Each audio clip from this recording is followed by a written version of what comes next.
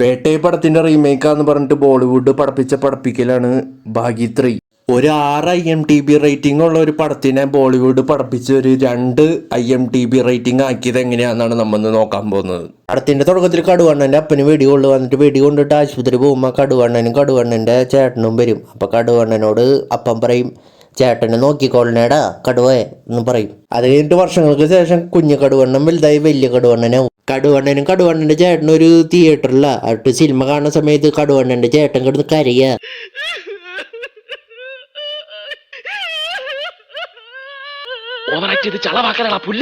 പോക്കോം വാങ്ങാൻ വരുമ്പോ അവിടെയുള്ള ഗുണ്ടയുടെ മേത്ത് കടുവണ്ണന്റെ ചേട്ടൻ തട്ടും. അപ്പൊ ഗുണ്ട തല്ലാൻ പോവാന്ന് പറഞ്ഞിട്ട് കടുവണ്ണനെ വിളിക്കും. അപ്പൊ കടുവേന്ന് വിളിക്കുമ്പോ തിയേറ്ററിന്റെ ഉള്ളിലിരിക്കണ കടുവണ്ണനെ അത് കേൾക്കും. എന്നിട്ട് ഓടി വന്നിട്ട് ഒരാളെ ഒരു ചവിട്ടങ്ങ് ചവിട്ടും.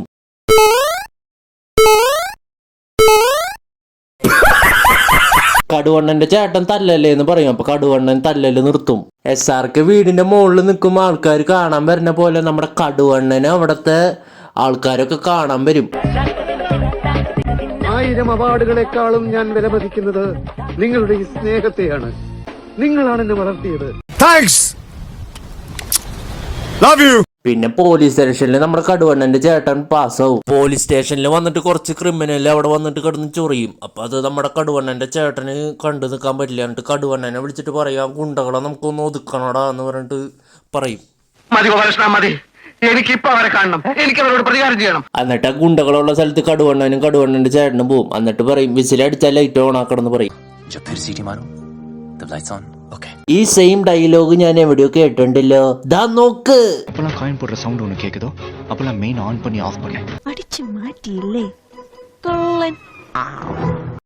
കടുവണ്ണൻ എന്നിട്ട് അവിടെയുള്ള ഗുണ്ടകളെല്ലാവരും ചവിട്ടി കൂട്ടും. അങ്ങനെ ചേട്ടന് ഒരു അവാർഡ് കിട്ടും. പിന്നെ നമ്മുടെ കടുവണ്ണന് ഒരു ഗേൾ ഫ്രണ്ട് ഉണ്ട്. പിന്നെ ശ്രദ്ധ ചേച്ചി നല്ല വെറുപ്പിക്കലായി പടത്തില്.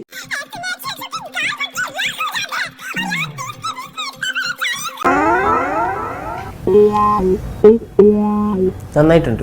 ഇവളുടെ മെയിൻ പരിപാടി എന്ന് പറഞ്ഞാൽ റേഞ്ച് തപ്പി നടക്കലാണ് ഫോണില്. ഈ കാലഘട്ടത്തിൽ റേഞ്ച് തപ്പി നടക്കണം. എന്നിട്ട് തപ്പി തപ്പി തപ്പി അവള് മെൻസ് ടോയ്ലറ്റിന്റെ അകത്ത് വരെ എത്തി.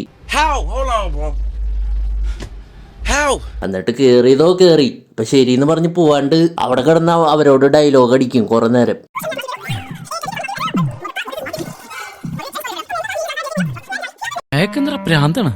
അയ്യോ പൊന്നു മോനെ, പ്രാന്തെന്ന് പറഞ്ഞ ഈ സൂക്കേടിനെ കുറച്ച് കാണരുത്. ഇത് അതുക്കും മേലെ. പിന്നെ കടുവണ്ണന്റെ ചേട്ടൻ കല്യാണം കഴിക്കും. പിന്നെ ഒരു സോങ്. നീയും ഞാൻ ജോഡിയാ ചേർന്ന് നമുക്കാടിടാം, അത്തമാടും വേളയിൽ ആശീർവാദം നേടിടാം, മൊഴമഴന്ന് യമായമാ മൊഴമഴന്ന് യമായമാ. പിന്നെ അന്ന് തല്ലുണ്ടാക്കിയ ഗുണ്ടകൾ വീണ്ടും വന്ന് തല്ലുണ്ടാക്കാൻ വരും. അപ്പൊ കടുവണ്ണനവന്മാരെ പറന്നു വന്ന് അടിച്ച് തീർക്കും എല്ലാത്തിനും.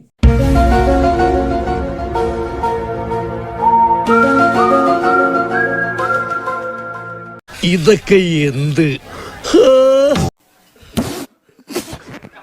പിന്നെ കടുവണ്ണന്റെ ചേട്ടൻ ഒരു മിഷന് വേണ്ടി സിറിയക്ക് പോകും. ഒരു ദിവസം കടുവണ്ണന്റെ ചേട്ടനെ കടുവണ്ണൻ കോൾ ചെയ്യുമ്പോ ഒരാൾ തട്ടിക്കൊണ്ട് പോകുന്നത് കടുവണ്ണൻ കാണും. കടുവണ്ണൻ എന്നിട്ട് സിറിയക്ക് പോവും. അത് കഴിഞ്ഞിട്ട് അവിടത്തെ ഒരു തീവ്രവാദിയാണ് മൂപ്പരുടെ ചേട്ടനെ തട്ടിക്കൊണ്ട് പോയെന്ന് മനസ്സിലാക്കും. എന്നിട്ട് ആ തീവ്രവാദികളെ എല്ലാത്തിനും തട്ടാൻ കടുവണ്ണൻ ഒറ്റയ്ക്ക് പോവും.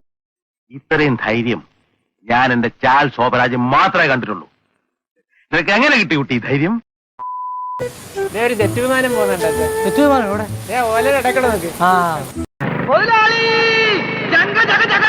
നീയേ ആ കുഴി കുറച്ചുകൂടെ വലിപ്പത്തിലെടുക്ക്. എന്നിട്ട് അതീ കയറി കിടക്ക്.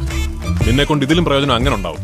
പിന്നെ കടുവണ്ണൻ മൂന്ന് ഹെലികോപ്റ്റർ ആയിട്ട് ഫൈറ്റ് ചെയ്യും. എന്റെ പൊന്നു മോനെ, ഷോ